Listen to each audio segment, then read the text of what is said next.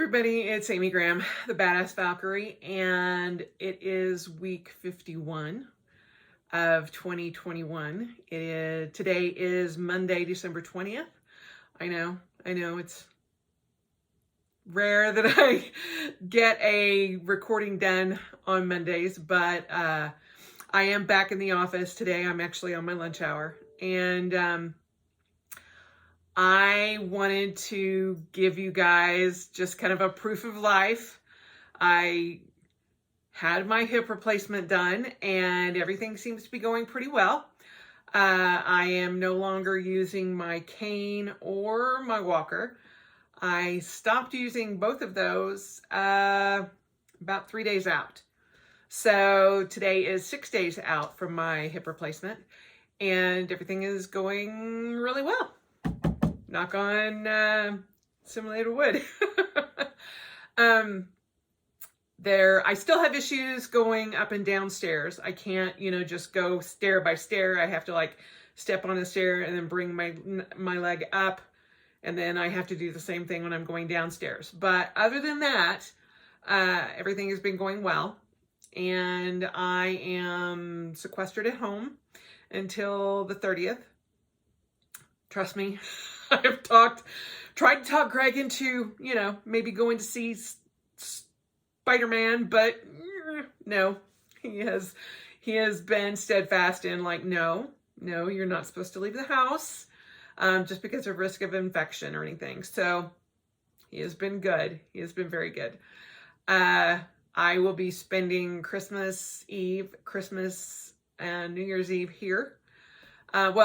New Year's Eve, I actually get, as long as everything goes well, I should be able to leave the house. But not that I will be, because everybody that I want to spend New Year's Eve with is in Boise.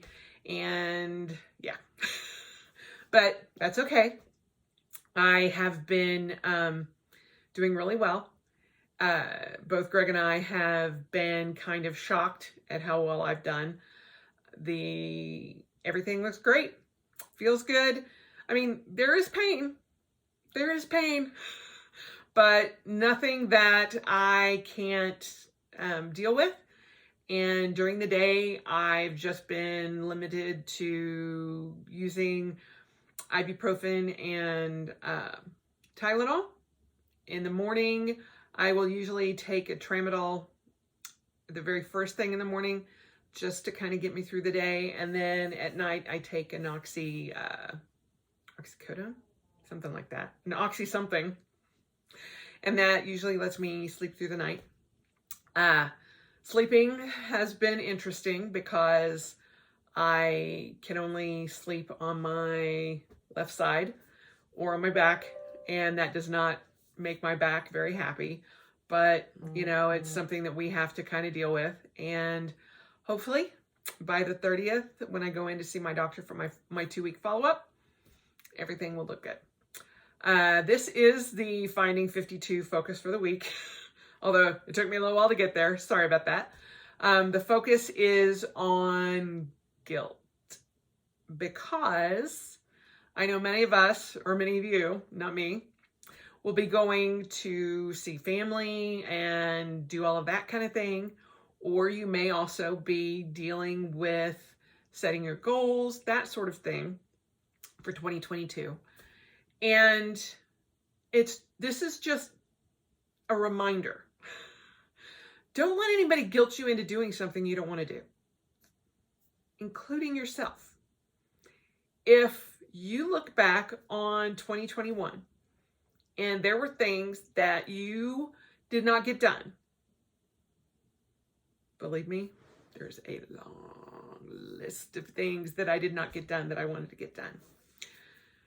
Don't guilt yourself into doing them or trying to add that back in to 2022 unless you really want to. Don't let guilt lead the way to setting your goals. Don't let guilt lead the way into you saying yes to something that you don't want to say yes to. It has been a difficult past few months, as many of you know, and dealing with my mom, who is in assisted living. And it has ramped up these past few weeks. One, because she keeps forgetting that I'm having surgery or had surgery. Two, she wants to go shopping. She wants to do the Christmas thing. And then three, she wants to be like, what are we doing for Christmas? What are we doing for Christmas? What are we doing for Christmas? And I'm like, Mom, I'm not doing anything. And she's like, well, your brothers can cook and do all that kind of thing. You know, don't worry about that. I'm like, no.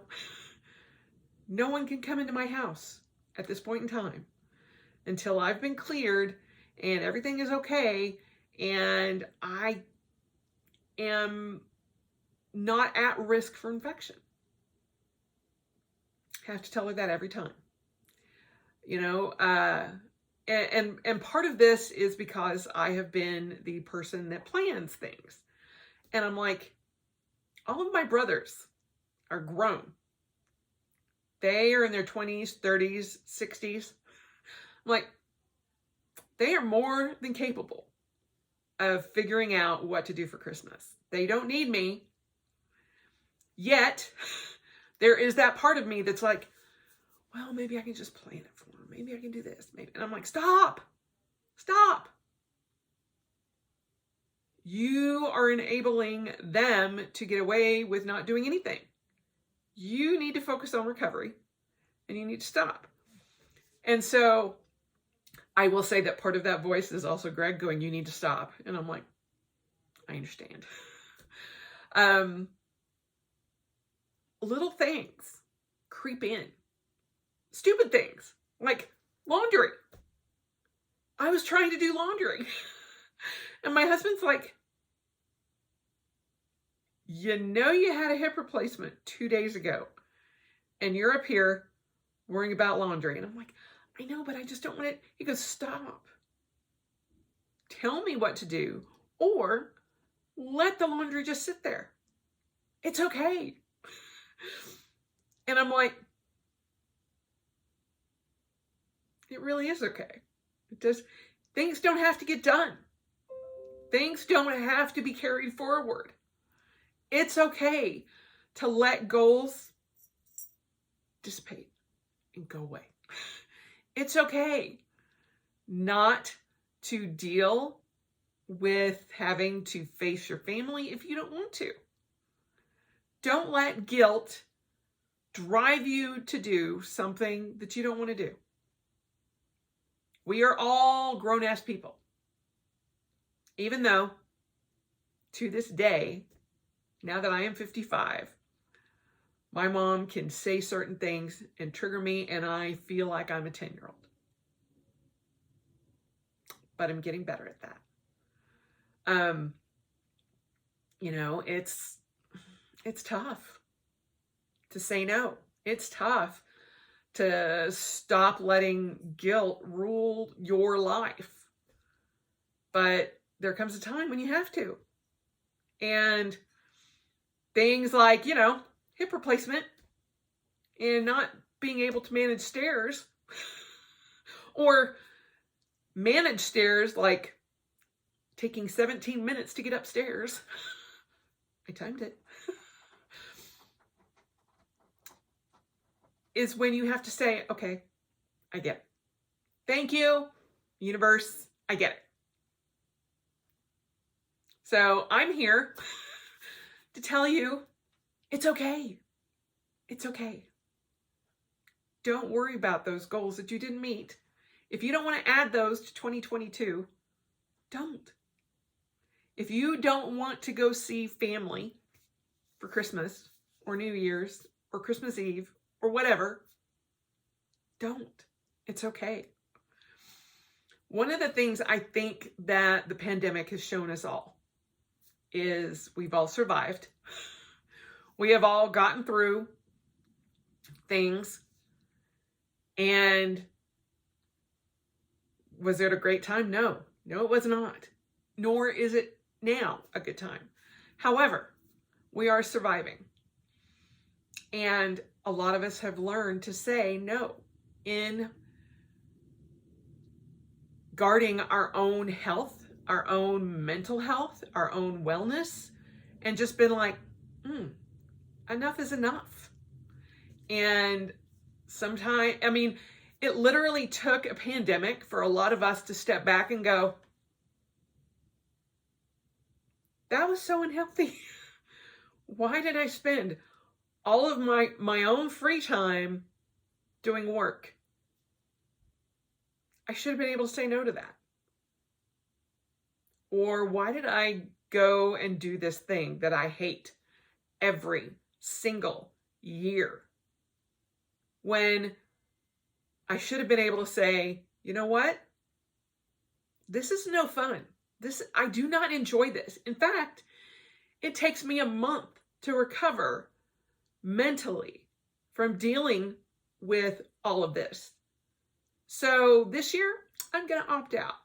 Thank you, but no. We should be able to stand up for ourselves and say, no, I'm not going to do it this year. I'm sorry, you know? And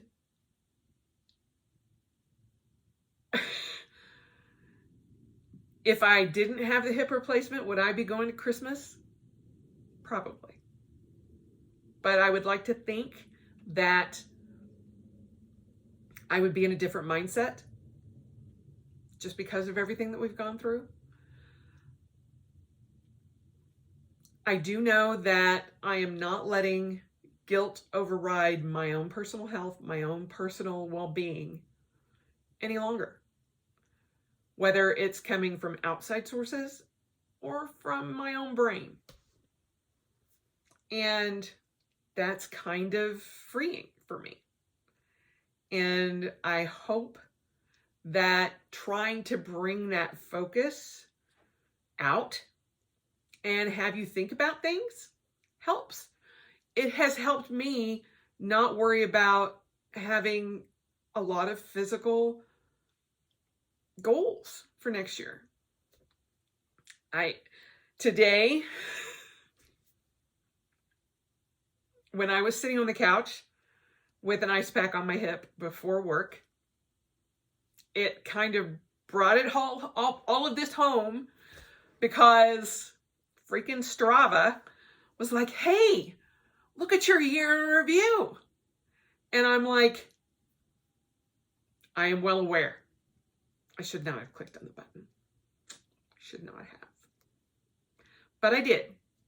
And I'm like, okay, let's just look at it.